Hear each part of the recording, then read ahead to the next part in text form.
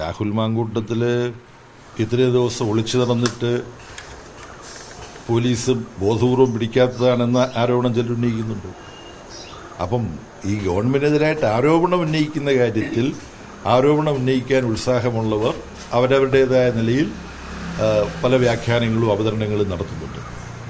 കേരളത്തിലെ LDF ഗവൺമെന്റിനെ സംബന്ധിച്ചിടത്തോളം ഒരു വിഷയവുമായി ബന്ധപ്പെട്ട അന്വേഷണത്തിലും ഒരു അമാന്തവുമില്ല. ഇപ്പം സ്വർണ്ണക്കുള്ളയെക്കുറിച്ച് പറഞ്ഞല്ലോ, CPIM-ന്റെ ഒരു മുൻ MLA ഇപ്പം അറസ്റ്റിലല്ലേ? അവിടെ എന്തെങ്കിലും കാലതാമസം വരുത്തിയോ? ഇല്ലല്ലോ. ഒരു പരാതി കിട്ടിക്കഴിഞ്ഞാൽ ആ പരാതി പോലീസിലേക്ക് കൊടുക്കുന്നു, പോലീസ് അത് സംബന്ധിച്ച് പ്രാഥമിക അന്വേഷണം നടത്തുന്നു, കേസ് രജിസ്റ്റർ ചെയ്തിരിക്കുന്നു.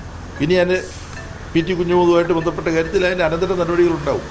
PT കുഞ്ഞുമുഹമ്മദ് ഈ വിഷയത്തിൽ യഥാർത്ഥത്തിൽ തെറ്റ് ചെയ്തിട്ടുണ്ടെങ്കിൽ ഉപ്പ് തിന്നവൻ വെള്ളം കുടിക്കും എന്നല്ലാതെ അക്കാര്യത്തിൽ വേറൊരു നിലപാടും പിണറായി വിജയൻ ഗവൺമെന്റിനില്ല. മുമ്പുണ്ടായിട്ടുള്ള കേസുകളിലെ പോലെ LDF-നെ സംബന്ധിച്ചിടത്തോളം ഒരു വിഷയത്തിലും ഒരു ഇരട്ടത്താപ്പില്ല എന്നുള്ളതാണ് യാഥാർത്ഥ്യം.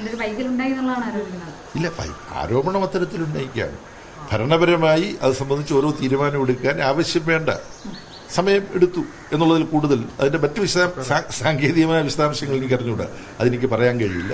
പക്ഷെ രാഷ്ട്രീയമായ ഒരു കാര്യം എനിക്കറിയാം, LDF ഗവൺമെന്റ് ഇത്തരത്തിൽ ഒരാളെയും രക്ഷിക്കാൻ വേണ്ടി നിൽക്കില്ല, ഒരാളെയും ബോധപൂർവ്വം ശിക്ഷിക്കാൻ വേണ്ടി നിൽക്കില്ല. കെട്ടിച്ചമച്ച ഒരാളെ ശിക്ഷിക്കാനും പോവില്ല, ഒരു കുറ്റം ചെയ്തയാളിനെ രക്ഷിക്കാൻ വേണ്ടി എന്തെങ്കിലും വിട്ടുവീഴ്ചയും ചെയ്യില്ല. അതാണ് LDF ഗവൺമെന്റിന്റെ സമീപനം. അതിനകത്ത് യാതൊരു വ്യത്യാസവും